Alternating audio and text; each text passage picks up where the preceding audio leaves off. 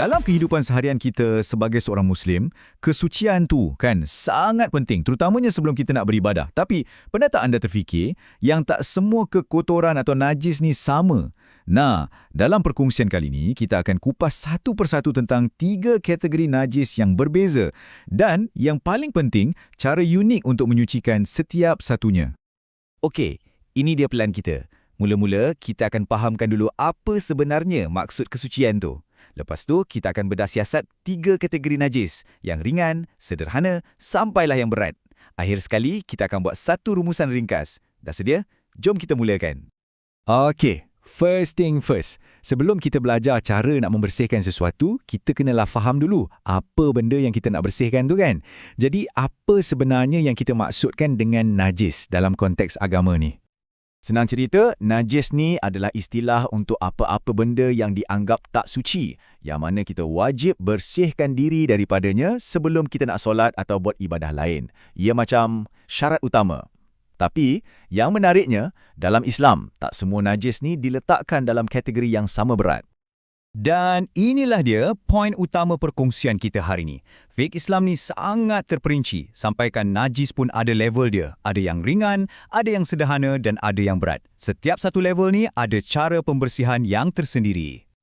Jom kita mula dengan yang paling asas, najis mukhaffafah ataupun najis ringan.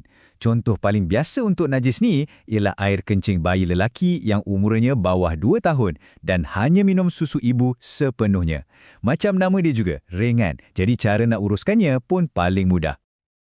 Tengok ni, caranya memang sangat mudah. Anda cuma perlu ambil air mutlak dan renjiskan dekat kawasan terkena tu. Tak perlu nak sental atau basuh sampai lencun pun. Cukup sekadar pastikan air tu kena dan meliputi keseluruhan kawasan. Jadi senang nak ingat, satu langkah je. Renjis air. Itu saja untuk najis mukhaffafah. Sekarang, jom kita naik satu level ke kategori seterusnya yang perlukan lebih sikit usaha. Seterusnya kita ada najis mutawassitah atau najis sederhana. Boleh dikatakan inilah jenis najis yang paling biasa kita jumpa dalam kehidupan seharian. Contohnya macam darah, nanah ataupun muntah. Cara nak bersihkan yang ni sedikit lebih teliti berbanding yang tadi. Langkah pertama dan yang paling kritikal macam yang kita boleh nampak ni ialah kena hilangkan ain najis dulu. Ain tu maksudnya jasad atau fizikal najis tu sendiri. Jadi, sebelum guna air, pastikan tak ada lagi sisa-sisa najis yang kita boleh nampak. Lap dulu, buang dulu. Okey, bila fizikal najis tu dah tak ada, barulah kita masuk langkah kedua. Basuh kawasan tu dengan air mutlak. Matlamat utama kita kat sini adalah untuk hilangkan 3 benda, warna, bau dan rasa najis tu. Basuh sampai kita yakin semua tu dah hilang. Jadi, ingat ya, ada 2 langkah untuk najis sederhana. Pertama, hilangkan fizikal najis. Kedua, basuh dengan air bersih. Mudah kan? Okey, sekarang kita dah bersedia untuk kategori yang terakhir dan yang paling heavy duty. Dan akhirnya, kita dah sampai ke kategori yang paling berat, najis mughalazah. Najis jenis ni secara spesifiknya merujuk kepada anjing dan babi serta apa-apa yang terhasil daripadanya. Proses penyuciannya adalah yang paling teliti dan, menariknya, ia melibatkan satu bahan yang sangat unik. Macam najis sederhana tadi, langkah pertama tetap sama. Kita mesti hilangkan ain atau fizikal najis tu dulu. Ini adalah langkah asas yang wajib dibuat sebelum kita boleh teruskan ke proses penyucian yang seterusnya. Nah, di sinilah perbezaan paling ketara. Langkah kedua, kita kena basuh kawasan yang terjejas tu sekali dengan air yang dah dicampur dengan tanah. Ya, betul, tanah. Inilah ciri khas yang membezakan cara penyucian najis mughalazah berbanding yang lain. Tapi prosesnya tak berhenti kat situ. Selepas 1 kali basuhan dengan air tanah, kawasan tu perlu dibilas lagi. Bukan sekali, bukan 2 kali, tapi 6 kali lagi dengan air mutlak yang bersih. Jadi kalau kita kira, jumlahnya ada 7 kali basuhan. 1 dengan air tanah dan 6 kali dengan air bersih.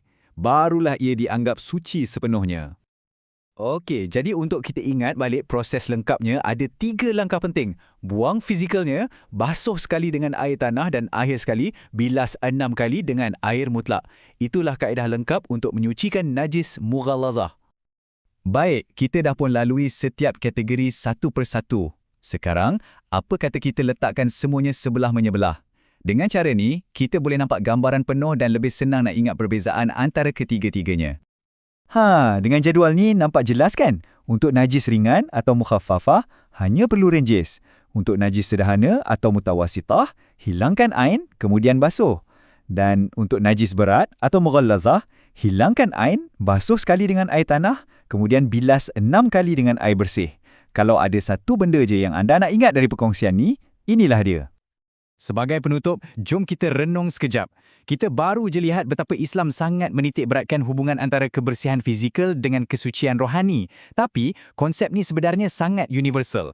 Persoalannya, macam manakah idea yang sama ni dizahirkan dalam budaya dan sistem kepercayaan yang lain di seluruh dunia? Satu soalan yang menarik untuk kita sama-sama fikirkan.